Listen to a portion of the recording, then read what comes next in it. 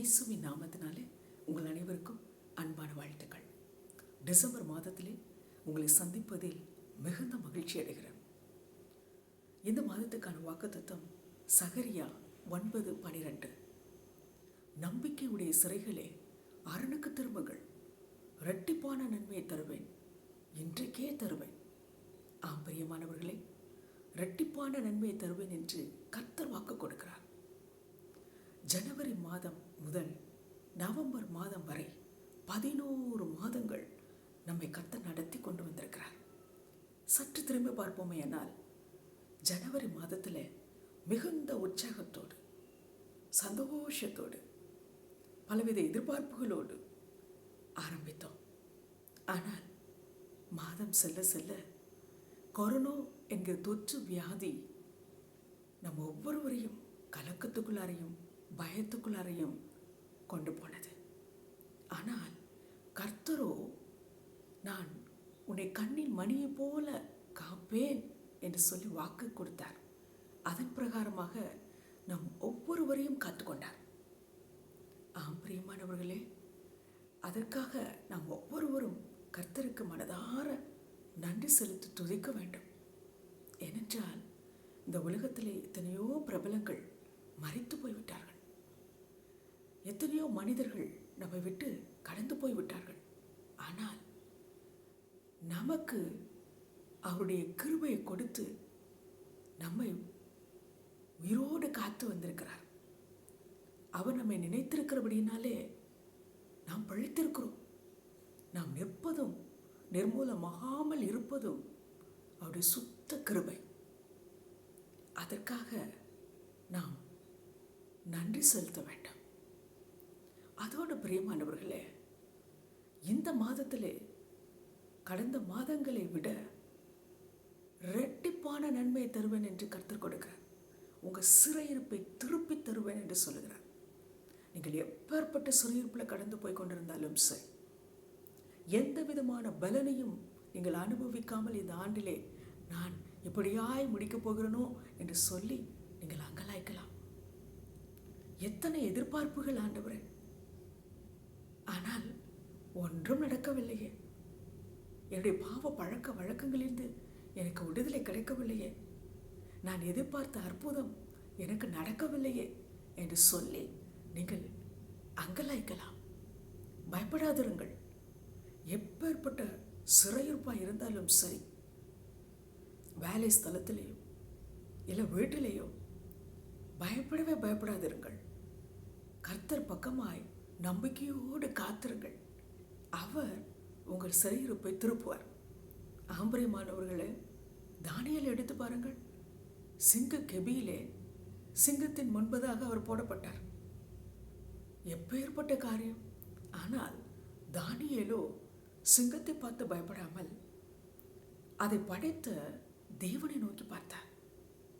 நம்பிக்கையோடு அவர் சமூகத்தில் காத்திருந்தார். அதை பார்த்த படைப்பின் கர்த்தர் சிங்கத்தின் வாயை அடைத்து அந்த சிங்கத்தின் பிடியிலிருந்து தானியேலை உயிரோடு காத்தார். அதே போல் உங்களையும் கர்த்தர் காப்பார். அது வியாதியின் பிடியாக இருக்கலாம், மரணத்தின் தருவாயில் இருக்கலாம், இல்லாவிட்டால் கெச்சிக்கிற சிங்கத்தை போல் எவனை விழுங்கலாம் என்று சுற்றி திரிகிற பிசாசின் பிடியாக இருக்கலாம், இல்லாவிட்டால் அதிகாரத்தில் இருக்கக்கூடியவர்களுக்கு நீங்கள் அடங்கி இருந்து அவர்களிடத்திலிருந்து பெரிய காரியங்களை எதிர்பார்த்திருக்கலாம். பயப்படாதிருங்கள். ஆண்டவருக்கு எல்லாம் தெரியும். சகல அதிகாரத்தை உடையவர் அவர். உங்களுக்காக பெரிய காரியங்களை செய்வார். உங்கள் சிறையிருப்பை திருப்புவார். நம்பிக்கையோடு அவரிடத்தில் திரும்புங்கள். ஆம் பிரியமானவர்களே, சிறையிருப்பு திருப்பப்படுவதற்கு 2 காரியங்களை செய்ய வேண்டும். ஒன்று, நம்பிக்கையோடு அவர் பக்கமாய் திரும்ப வேண்டும். இரண்டாவது, நம் இருதயத்தை சுத்தம் பண்ணிக்கொள்ள வேண்டும். ஆம் பிரியமானவர்களே, இருதயம் மிகவும் முக்கியமான பகுதி. தேவன் அந்த அந்த இருதயத்திலே வாசம் செய்ய விரும்புகிறார். எல்லா மகிமையும் துறந்து நமக்காக இந்த உலகத்திலே வந்தார். நம்முடைய பாவங்களுக்காக, நம்முடைய மீறுதல்களுக்காக, நம்முடைய அக்கிரமங்களுக்காக அவர் நொறுக்கப்பட்டார். எல்லா இரத்தத்தையும் சிந்தி விலைக்கிரகமாக கொடுத்து மரித்து 3ஆம் நாளிலே உயிர்த்து நம்மோடு என்று வாசம் செய்யும்படியாய் இம்மானுவேலராய் அவர் வாஞ்சிக்கிறார்.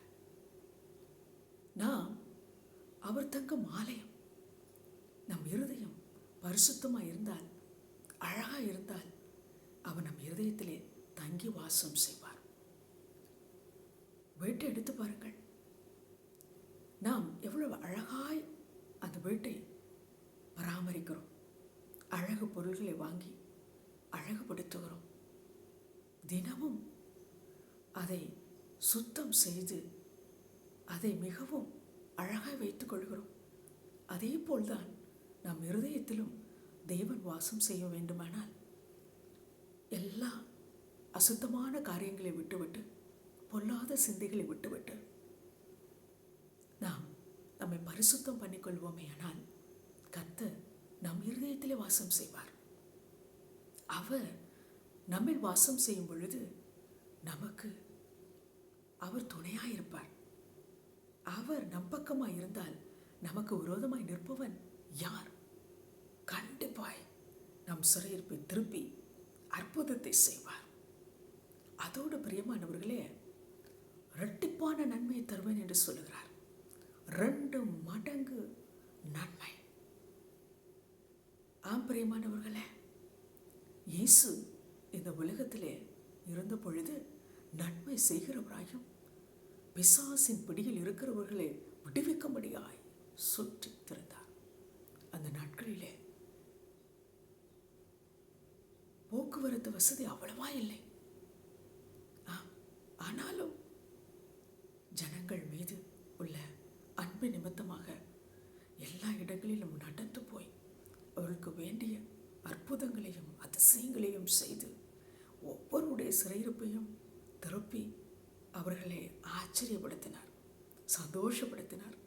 அதே தேவன் உங்களுக்கும் உங்களுடைய சிறையிருப்பையும் திருப்பி 2 மடங்கு நன்மையை கொடுத்து இந்த மாதத்திலே ஆச்சரியப்பட வைப்பார். அதோடு என்றைக்கோ இல்லை, இந்த மாதத்தில் இன்றைக்கே தருவான் என்று சொல்லுகிறார். ஆம் பிரியமானவர்களே, இன்றைக்கே உங்களுக்கு தருவார். எதிர்பார்த்து காத்திருங்கள்.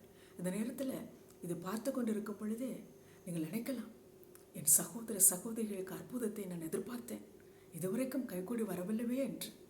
கண்டிப்பாய் ஆண்டவர் செய்வார்.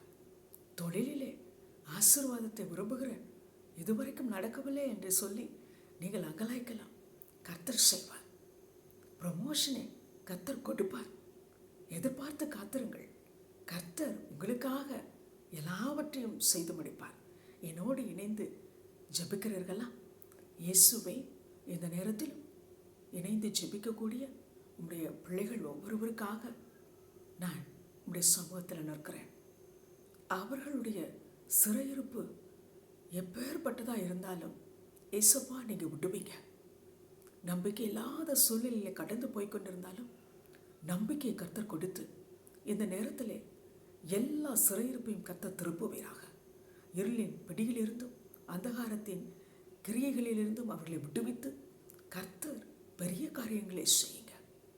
தேவனாகிய தகப்பன் அவளுடைய இருதயத்தில் இருக்கக்கூடிய போராட்டங்கள், கலக்கங்கள் எல்லாவற்றையும் எடுத்து போட்டு உங்கள் சமாதானம், உங்கள் சந்தோஷத்தை கர்த்தர் வைங்க. உங்கள் மகிழ்ச்சி என்னும் இடைக்கட்டினாலே உடைய பிள்ளைகளை நிரப்புங்கப்பா. தேவனாகிய கர்த்தர் அவளுடைய முகத்தில் இருக்கக்கூடிய கண்ணீரையெல்லாம் துடைத்து விட்டு அவர்களை கர்த்தாவே நீர் அற்புதத்தையும் அதிசயத்தையும் காண செய்யுங்க. அவர்கள் சொந்த கண்களே ஆச்சரியப்பட்டு பூரிக்கத்தக்கதாய் பெரிய காரியங்களை செய்யுங்க. தேவன் அவர்களை இந்த நேரத்தில் நினைத்தருளி அவர்களுக்கு சகாயம் செய்து எல்லா வழக்குகளிலிருந்தும் ஆண்டவரை விடுவித்து என் தேவன் பெரிய காரியங்களையும் ஆண்டவரே எதிர்பார்த்த நன்மைகளையும் கைகூடி வரும்படியாய் நான் ஜெபிக்கிறேனப்பா. அதுக்கு தேவையான கிருபையையும் ஆண்டவரே பலனையும் கொடுங்க. அவள் இருதயத்தை பரிசுத்தமாக வைத்துக்கொள்ள ஆண்டவரே நீங்கள் அனுக்கிரகம் பண்ணுங்க. இந்த நாளிலே நீர் கர்த்தர் காரியங்களை கைகூடி வர செய்யுங்க. பெரிய பெரிய ஆண்டவரே இடத்திலிருந்து அவர்களுக்கு சகாயம் கிடைக்கட்டும், பதில் வரட்டும், உற்சாகப்படுத்துங்க.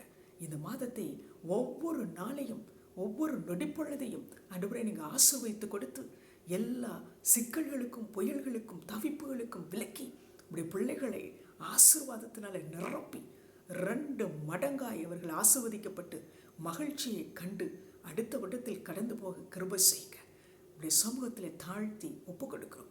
நீர் பொறுப்படுத்திக் கொள்ளும், ஆசீர்வதியும். இயேசுவின் நாமத்தில் பிதாவே, ஆமென். பிரியமானவர்களே, என்னோடு இணைந்து ஜெபித்திருக்கிறீர்கள். அற்புதத்தை எதிர்பாருங்கள். கர்த்தர் 2 மடங்கு ஆசீர்வாதத்தை உங்களுக்கு கொடுத்து சந்தோஷமாய் நடத்தி திருப்தியாக்குவார். ஆச்சரியப்படுவீர்கள்.